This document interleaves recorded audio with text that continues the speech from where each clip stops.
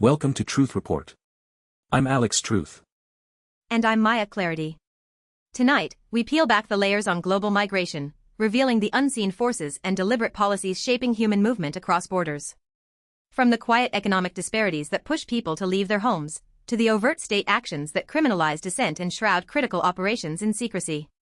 We'll expose how technology access, or the lack thereof, fuels the initial desperation, then examine the chilling effect of terrorism charges used against those protesting immigration enforcement.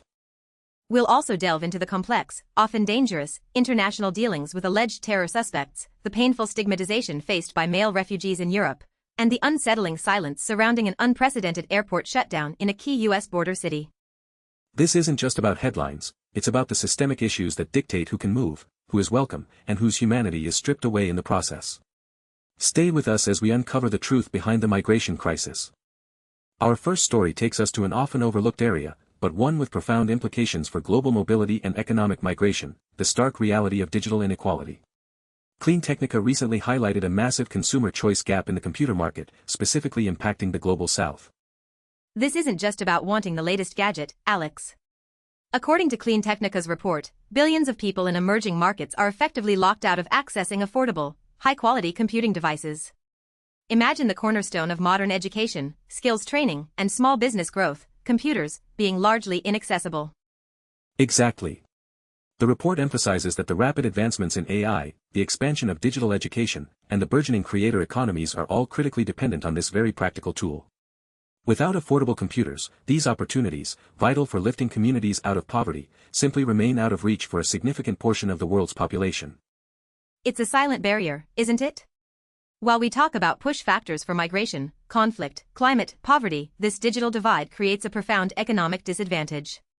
If you can't participate in the digital economy, if your children can't access online learning, what pathways to prosperity are left open in your home country? This gap directly translates into a lack of opportunity. Think about the implications for skills development in countries struggling with unemployment.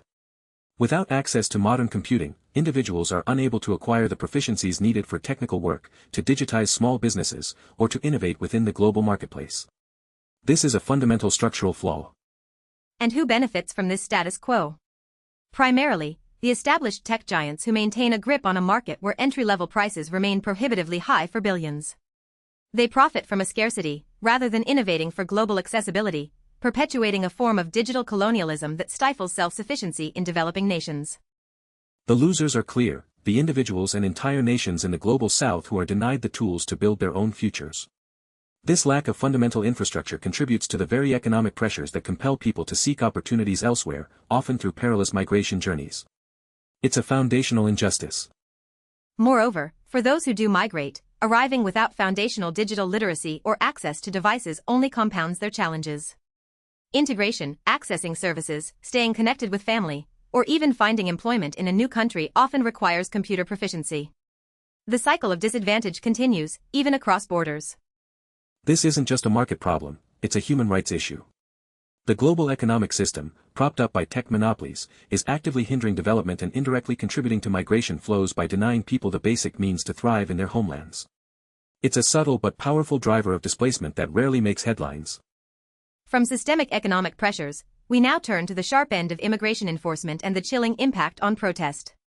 The Intercept reports on a harrowing case in Texas, where a so-called Antifa cell faces terrorism charges following a protest against ICE, during which a police officer was shot. This is a deeply disturbing development, Maya. The article focuses on the Prairieland Antifa trial and the looming question of how the killing of Officer Alex Preddy will sway the jury. It suggests a dangerous precedent where activism, even when not directly linked to violence, can be swept under the banner of terrorism. Indeed. The use of terrorism charges in the context of an immigration protest is a significant escalation. It reframes dissent, labeling activists as enemies of the state rather than citizens exercising their constitutional rights. This isn't just about one incident, it's about the state's expanding definition of terror to encompass political opposition. The specifics are crucial here: a protest against ICE, a police shooting, and then terrorism charges. This sequence effectively links any form of organized protest against federal agencies, particularly those involved in immigration, with extreme criminal intent. It casts a long shadow over the very act of advocating for migrant rights. The implications for free speech and assembly are stark. Who will dare to openly challenge ICE policies or border practices if such severe charges are a potential consequence? It's an undeniable tactic to intimidate and silence critics, creating a climate of fear among those who stand in solidarity with immigrants and refugees. Who benefits from this? Clearly, the state and its enforcement agencies, like ICE, benefit from the reduced opposition and public fear. By portraying protesters as a terrorist cell, they can justify harsher tactics, increase surveillance, and gain greater public compliance with their agenda, irrespective of the legality or ethics of their actions. And who loses? Not just the individuals on trial, whose lives are irrevocably altered, but every single activist and organization working to expose abuses within the immigration system. It's a direct assault on the fundamental right to protest, eroding the checks and balances that civil society is supposed to provide against government overreach. This trial serves as a powerful message: challenge immigration enforcement at your peril. It's part of a broader, systemic effort we've seen across various administrations to criminalize compassion and activism related to migration, turning humanitarian aid into a felony and peaceful protest into a potential act of terror. This weaponization of terrorism charges against domestic groups protesting government policy, particularly concerning immigration, sets a terrifying precedent. It blurs the lines between legitimate dissent and criminal extremism, making it harder for people to distinguish between real threats and state-sanctioned narratives designed to suppress opposition. It is a deliberate strategy to control the narrative around immigration, framing those who advocate for human rights as dangerous radicals. This ultimately diverts attention from the humanitarian crises at the border and within detention centers, allowing policies to go unchallenged. It's a profound threat to democratic principles and human dignity. Our next story shifts our focus to the international stage, specifically Turkey, where Middle East Eye reports on a weighty decision. The country is now considering the repatriation of some 2,000 alleged Islamic State suspects for trial at home. This is an incredibly complex issue, Alex, fraught with security, legal, and humanitarian dilemmas. Turkey has been on the front lines, hosting millions of refugees from the Syrian conflict, and now faces the immense burden of dealing with alleged foreign fighters caught up in the aftermath of the Islamic State's territorial defeat. The report indicates Turkey is exploring bringing these suspects, many of whom are not Turkish nationals, back to their own judicial system.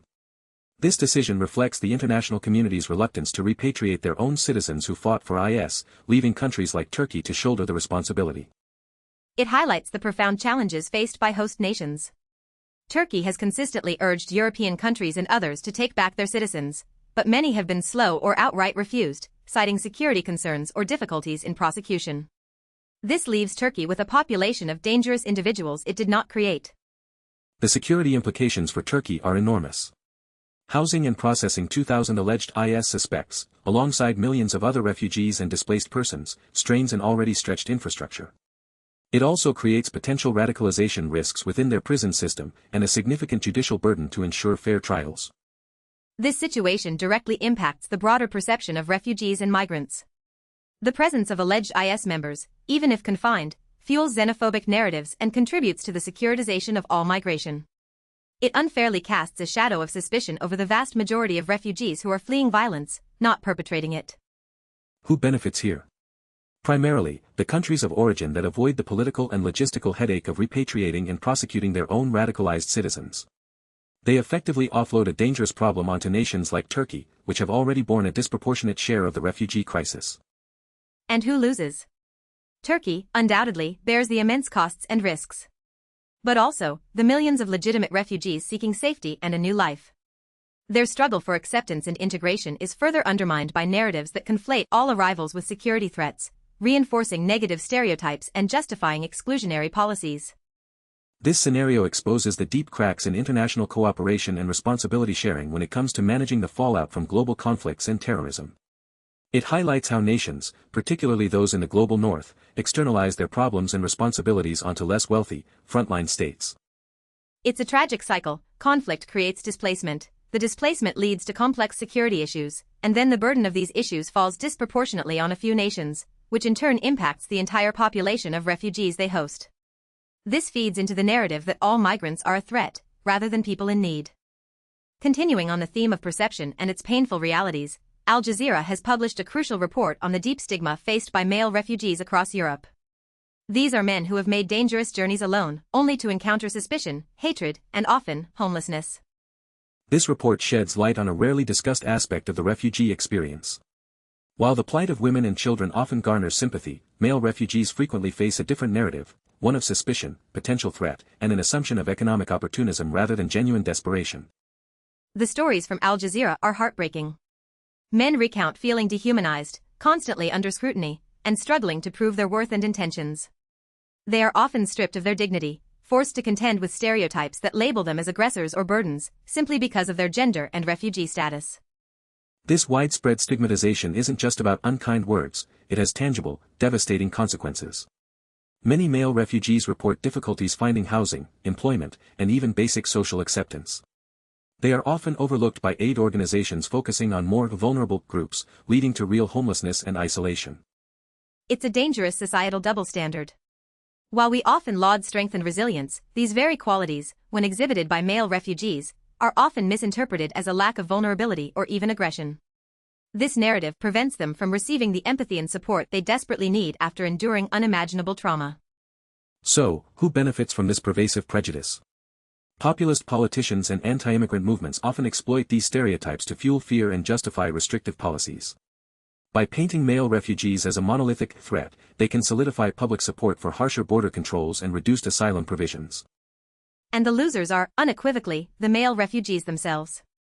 They lose their sense of self-worth, their hope for a future, and their ability to integrate into new societies. This stigma exacerbates mental health challenges and pushes them to the margins, creating a cycle of exclusion that is incredibly difficult to break. This isn't just about individual prejudice, it's a systemic issue embedded in broader power structures. The securitization of migration, combined with existing gender biases, creates an environment where male refugees are automatically viewed through a lens of suspicion, rather than as individuals seeking safety and new beginnings. This negative portrayal also diverts attention from the real reasons for migration, conflict, persecution, economic collapse, and instead focuses on manufactured fears about who these men might be. It allows governments to sidestep their international obligations to asylum seekers by fostering an unwelcoming public sentiment. This Al Jazeera report forces us to confront our own biases and the narratives we passively accept. It's a powerful reminder that all refugees, regardless of gender, are individuals fleeing unimaginable circumstances and deserve dignity, respect, and the chance to rebuild their lives free from prejudice and constant suspicion. Our final story brings us back to the U.S. border, specifically El Paso, Texas, where the South China Morning Post reported an unprecedented event. The city's airport grounded all flights for 10 days due to what authorities vaguely termed special security reasons. This is deeply unsettling, Alex. El Paso is a major U.S. border city, a critical hub for both commerce and human movement across the U.S.-Mexico frontier.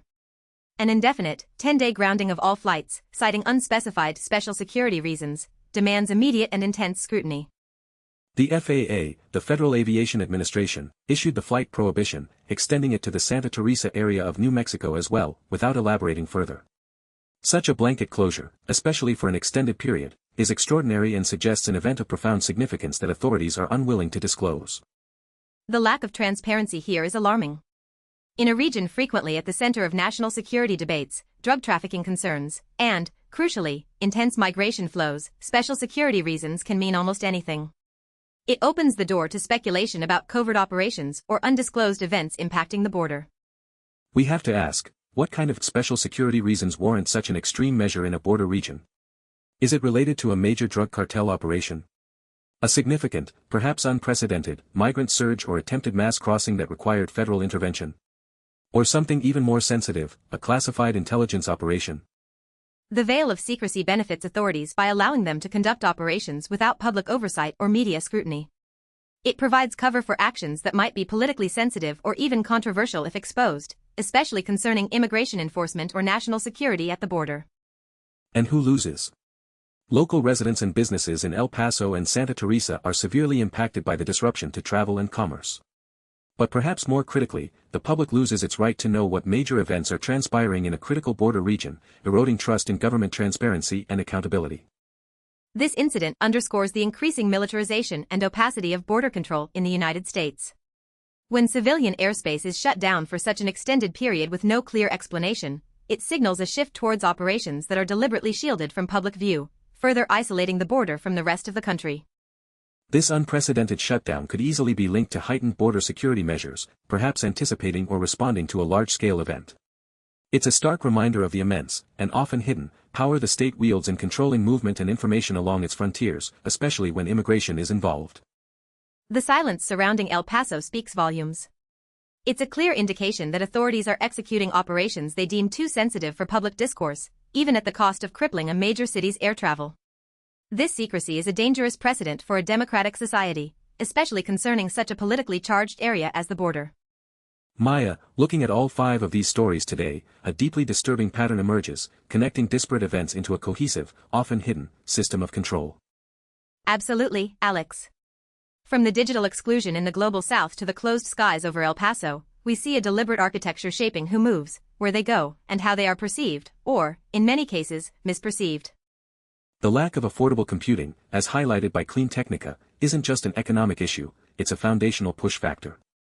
It denies billions the tools to build a life at home, indirectly funneling them towards migration out of sheer economic necessity. It's a quiet form of structural violence. And when people do move, or when others advocate for them, the state often responds with overwhelming force and narrative control.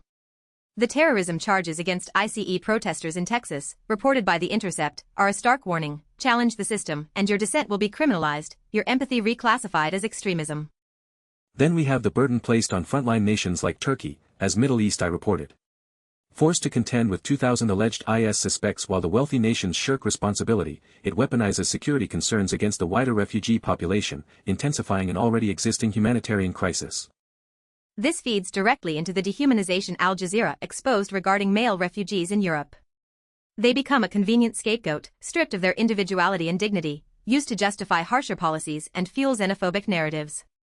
They are denied compassion precisely because they are perceived as threats. And finally, the 10-day silence over El Paso Airport, reported by the SCMP, epitomizes the opacity of this entire system.